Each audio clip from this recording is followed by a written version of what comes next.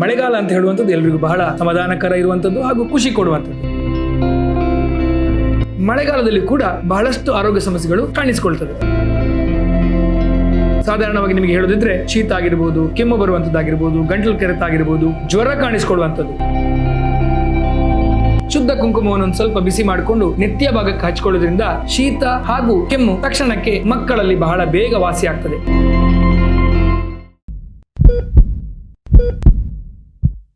ಮಳೆಗಾಲ ಅಂತ ಹೇಳುವಂಥದ್ದು ಎಲ್ರಿಗೂ ಬಹಳ ಸಮಾಧಾನಕರ ಇರುವಂಥದ್ದು ಹಾಗೂ ಖುಷಿ ಕೊಡುವಂಥದ್ದು. ಯಾಕೆಂತ ಹೇಳಿದ್ರೆ ಬೇಸಿಗೆಯಲ್ಲಿ ಬೆಂದು ಬಹಳಷ್ಟು ಆರೋಗ್ಯ ಸಮಸ್ಯೆಗಳನ್ನು ಕಾಣಿಸಿಕೊಂಡು ಮಳೆಗಾಲದಲ್ಲಿ ಆದರೂ ಆರಾಮಾಗಿರೋಣ ಅಂತ ಹೇಳುವಂಥದ್ದು ಬಹಳಷ್ಟು ಜನಗಳ ಒಂದು ಆಲೋಚನೆ. ಆದರೆ ಮಳೆಗಾಲದಲ್ಲಿ ಕೂಡ ಬಹಳಷ್ಟು ಆರೋಗ್ಯ ಸಮಸ್ಯೆಗಳು ಕಾಣಿಸಿಕೊಳ್ತದೆ. ಸಾಧಾರಣವಾಗಿ ನಿಮಗೆ ಹೇಳೋದಿದ್ರೆ ಶೀತ ಆಗಿರ್ಬೋದು, ಕೆಮ್ಮು ಬರುವಂಥದ್ದಾಗಿರ್ಬೋದು, ಗಂಟಲು ಕೆರೆತ ಆಗಿರ್ಬೋದು, ಜ್ವರ ಕಾಣಿಸಿಕೊಳ್ಳುವಂಥದ್ದು ಇದು ಸಾಮಾನ್ಯವಾದಂತಹ ಒಂದು ತೊಂದರೆ. ಹೌದು, ಮಕ್ಕಳಿಂದ ಹಿಡಿದು ಎಲ್ಲರೂ ಕೂಡ ಈ ಸಮಸ್ಯೆಯಲ್ಲಿ ಕಾಣಿಸ್ಕೊಳ್ತದೆ.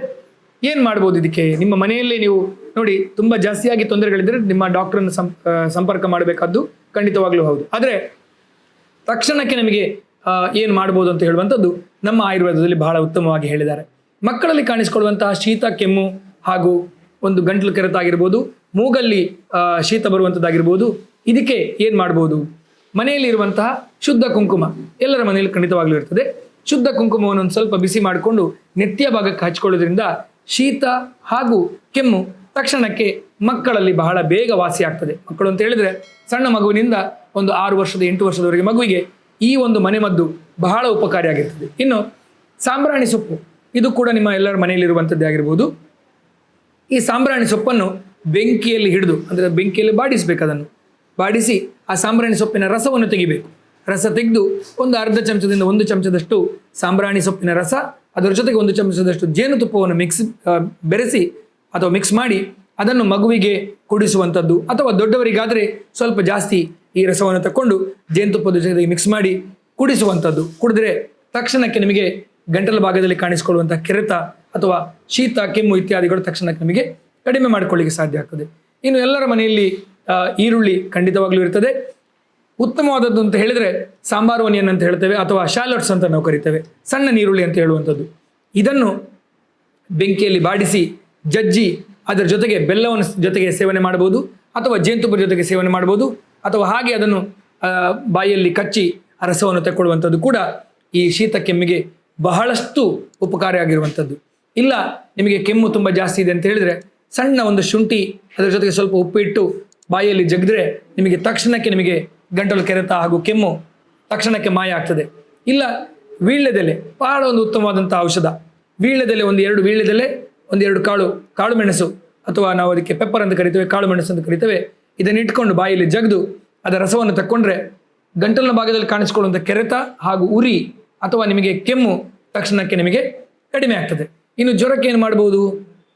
ತಕ್ಷಣಕ್ಕೆ ಜಾಸ್ತಿ ಜ್ವರ ಇದ್ದರೆ ಹಣೆ ಭಾಗಕ್ಕೆ ಕೋಲ್ಡ್ ವಾಟರ್ ಇರುವಂತಹ ಅಥವಾ ಒಣ ಬಟ್ಟೆಯಲ್ಲಿ ಸ್ವಲ್ಪ ಐಸನ್ನಿಟ್ಟು ಹಣೆ ಭಾಗಕ್ಕೆ ಹಾಕ್ಕೊಳ್ಳುವಂಥದ್ದು, ಹಣೆ ಭಾಗಕ್ಕೆ ಇಟ್ಕೊಂಡ್ರೆ ತಕ್ಷಣಕ್ಕೆ ಜ್ವರ ಜಾಸ್ತಿ ಇರುವಂಥದ್ದು ಕಡಿಮೆ ಮಾಡಿಕೊಳ್ಳಿಕ್ಕೆ ಸಾಧ್ಯ ಆಗ್ತದೆ. ಇಲ್ಲ ಅಂತ ಹೇಳಿದರೆ ಅಮೃತ ಬಳ್ಳಿ ನಿಮಗೆ ಬಹಳಷ್ಟು ನಿಮ್ಮ ಮನೆಯಲ್ಲಿ ಎಲ್ಲರ ಮನೆಯಲ್ಲಿ ಇರುವಂಥದ್ದಾಗಿರ್ಬೋದು.